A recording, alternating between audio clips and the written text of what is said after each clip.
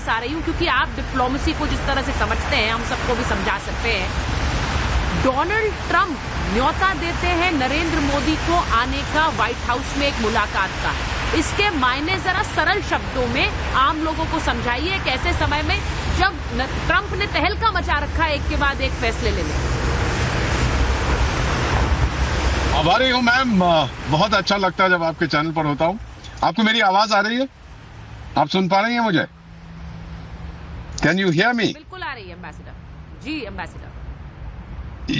Okay आप Washington में लगता है, और मुझे याद आ रहा है मेरा समय वहां पर जब मैं पोस्टेड था, बर्फ भी पड़ रही थी। वंडरफुल, सब कुछ तो आपने समझा। अब इतना बताना चाहता हूँ, नरेंद्र मोदी साहब कहाँ से आए हैं, कहाँ पहले रुके थे जब वॉशिंगटन आ रहे हैं थोड़ी देर में? फ्रांस में थे। आर्टिफिशियल इंटेलिजेंस का समिट दुनिया की सबसे बड़ी चीज है, दुनिया का भविष्य वो तय करेगी। और को चेयर किसने किया था? भारत ने। और फ्रांस के राष्ट्रपति ने क्या कहा था कि जो पार्टनरशिप भारत और फ्रांस के बीच में है वो दुनिया में तहलका मचाएगी। तहलका शब्द आपने यूज किया, आर्टिफिशियल इंटेलिजेंस। फिर वो आते हैं वॉशिंगटन। मैम मैं बहुत जल्दी से बता देता हूं कि जब मैं वहां पोस्टेड था, कुछ समय था मिड 80s, कभी कभी छोटी मोटी हमारे बीच में इरिटेंट्स आते थे। वो न्यूक्लियर प्रोग्राम का एक था, मिसाइल प्रोग्राम का दूसरा था। आपने नंबी नारायण की पूरी कहानी सुनी है, एटसेट्रा एटसेट्रा। फिर वो इंजन्स के बारे में बातचीत चली, कुछ हुई थे। लेकिन इस सब के बावजूद 2001 के बाद अमेरिका ने, मेरा मानना यह फैसला लिया कि अगर हमारा कोई पार्टनर है तो वो भारत बनेगा। 140 करोड़ लोग हमारे मित्र है, हम आपस में हमारी कोई दुश्मनी नहीं है।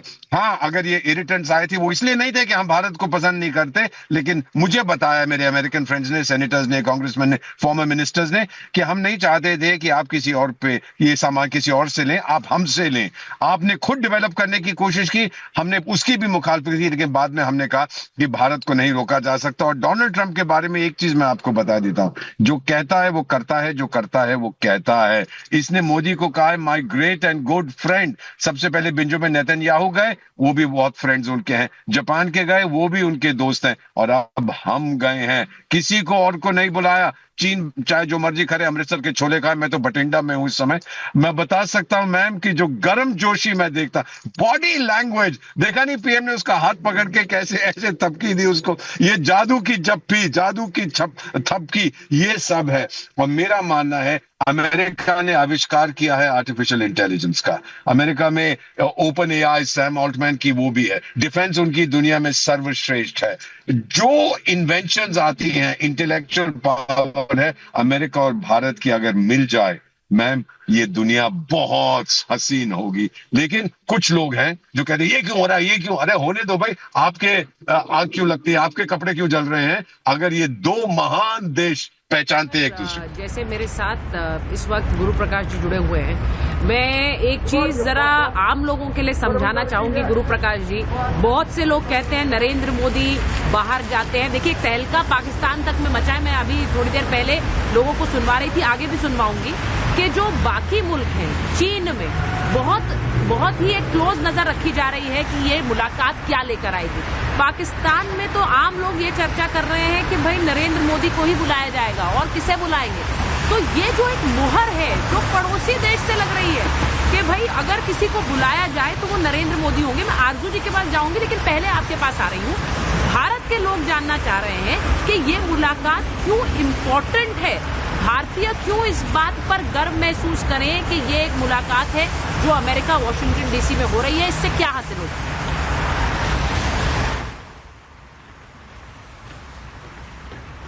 अपने प्रारंभिक प्रबोधन में बहुत सही कहा है कि ये बैठक बहुत महत्वपूर्ण है। इस बैठक के पीछे एक पृष्ठभूमि है, इस पृष्ठभूमि को हमें समझने की आवश्यकता है। देखिए, आज के तारीख में 2024 में यूएस का सबसे बड़ा ट्रेडिंग पार्टनर वो भारत है। हमारे इंडिया और यूएस के बीच में जो बायलैटरल ट्रेड है सुचारिता, वो लगभग 120 बिलियन डॉलर का है। ये 120 बिलियन डॉलर के ट्रेड को यदि हम बढ़ाएंगे तो उससे इंफ्रास्ट्रक्चर में बढ़ोतरी होगी, उससे रोजगार में बढ़ोतरी होगी, उससे इनोवेशन और एआई में नए दरवाजे हमारे लिए खुल सकते हैं। पहली बात। दूसरा, सुचारिता, आपको पता है कि ट्रंप ने आने के बाद 25% का जो टैरिफ है वो मेक्सिको पे और कनाडा पे ऑलरेडी लगा दिया है। चीन पे भी जहां तक अनुमान है 10% का टैरिफ लग चुका है। तो इस दृष्टि से क्या भारत और ये बात मैं बहुत जिम्मेदारी के साथ, ये बात मैं बहुत संवेदनशीलता के साथ कहता हूं। देखिए, कोई भी संबंध का राजनीतिक लाभ, कोई भी संबंध का आर्थिक लाभ तभी सिद्ध होगा जब वहां के लोग और समृद्ध होंगे। तो इस केस में जब यूएस ने मेक्सिको, कनाडा और चीन पे टैरिफ इंपोज किया है, उस केस में क्या भारत एक मैन्युफैक्चरिंग सेंटर बन सकता है? क्या भारत के लोगों को इस बायलैटरल रिलेशन से लाभ हो सकता है? इसको सुनिश्चित करने के लिए प्रधानमंत्री मोदी और प्रेसिडेंट ट्रंप की मुलाकात बेहद ही महत्वपूर्ण हो जाती है, पहली बात। दूसरी बात, अभी एम्बेसडर वोरा ने भी इस बात का जिक्र किया कि आने वाले समय में जो फ्यूचर है वो आर्टिफिशियल इंटेलिजेंस का है, और आज आर्टिफिशियल इंटेलिजेंस में भारत एक नेतृत्व करता हुआ दिख रहा है। India has taken a leadership position. पूरी की पूरी एआई की जो ग्लोबल पोजीशनिंग है उसमें भारत नेतृत्व कर रहा है। एआई एक्शन समिट होता है तो भारत उसमें फ्रांस के साथ को चेयर बनता है। तीसरी और आखिरी बात मैं कह के अपनी वाणी को समाप्त करूंगा। आज आपने देखा यूएस एड का जो कंट्रोवर्सी चल रहा है, तमाम यूएस में ऐसी एजेंसियां हैं जो भारत के प्रधानमंत्री के विरोध में, भारत के लोकतंत्र के विरोध में साजिश और षड्यंत्र करते रहते हैं। उन सभी साजिश और षड्यंत्र को ट्रंप एडमिनिस्ट्रेशन ने खोल दिया है। अभी मैं देख रहा था, अभी माइक बेंस वहां के जो डिप्लोमेट है, उन्होंने प्रेस कॉन्फ्रेंस करके बताया है कि रेजिम चेंज के नाम पे अमेरिका में बैठे कुछ लोग, भारत में ब्रेकिंग इंडिया फोर्सेस के कुछ लोग, जो कुछ पार्टीज भी आती हैं, उनके साथ मिलकर के भारत जैसी विशाल और प्राचीन लोकतंत्र में रेजिम चेंज की कॉन्स्पिरेसी भी रच रहे हैं। तो सुचारुता, आज राजनीति हो, आज समाज हो, आज आर्थिक जगत हो, आज टेक्नोलॉजी हो, आज इनोवेशन हो, आज एआई हो, आज एंटरप्रेन्योरशिप हो, भारत और अमेरिका यदि साथ में आएगा तो निश्चित रूप से जो आने वाला कल है वो भारत और अमेरिका को संयुक्त नेतृत्व करने का मौका मिलेगा। और जो प्रधानमंत्री लगातार G20 के आयोजन से कह रहे हैं कि भारत विश्व गुरु है, we are a friend to the world, हम विश्व के मित्र हैं। कोविड का दौर हो तो भारत खड़ा होता है, कहीं कोई क्राइसिस का दौर हो तो भारत का झंडा लिए हमारे लोग खड़े होते हैं। तो ये एक सुनहरा पल है। It is a very golden moment, it is a very important moment. इससे निश्चित रूप से अमेरिका और भारत के लोगों को संपूर्ण लाभ और संपूर्ण फायदा मिलने वाला है, जो हमें दिख रहा है। और आप देखिए 2 दिन के समिट के बाद निश्चित रूप से ऐसे आउटकम आएंगे। गुरु प्रकाश जी, मैं एक बार जरा बताना चाहती हूँ, अगर मेरे दर्शक देख पा रहे हैं तो वॉशिंगटन डीसी की सड़कों पर इस वक्त बुरी तरह से बर्फ जमी हुई है। ये बर्फ का जो आलम है, इतनी ठंड है यहाँ पर कि अगर आप हाथ निकाल दें तो हाथ जम जाएं। ये बर्फ जमी हुई है वॉशिंगटन डीसी में, और यही सड़क है जो व्हाइट हाउस तक जाती है। लेकिन मैं ये बताऊं कि जितनी भी आप बर्फ देख रहे हैं, जितनी भी आप ठंड देख रहे हैं, वो शायद मायने नहीं रखेगी, क्योंकि वहां जब डोनाल्ड ट्रंप और नरेंद्र मोदी मिलेंगे तो कहा यह जा रहा है कि व्हाइट हाउस के अंदर एक गर्मजोशी रहेगी, व्हाइट हाउस के अंदर एक गर्माहट रहेगी। और मैं उसी पर वापस आना चाहती हूँ कि ये जो गर्माहट की बात हो रही है, आरजू जी, ऐसा लग रहा है पाकिस्तान में बहुत से लोगों को ये नागवार गुजर रही है। भारत में जितना लोगों को उत्सुकता है उससे कहीं ज्यादा तो पाकिस्तान में है। और ये भी कहा जा रहा है कि नरेंद्र मोदी ही क्यों, क्या चर्चाएं हैं वहां?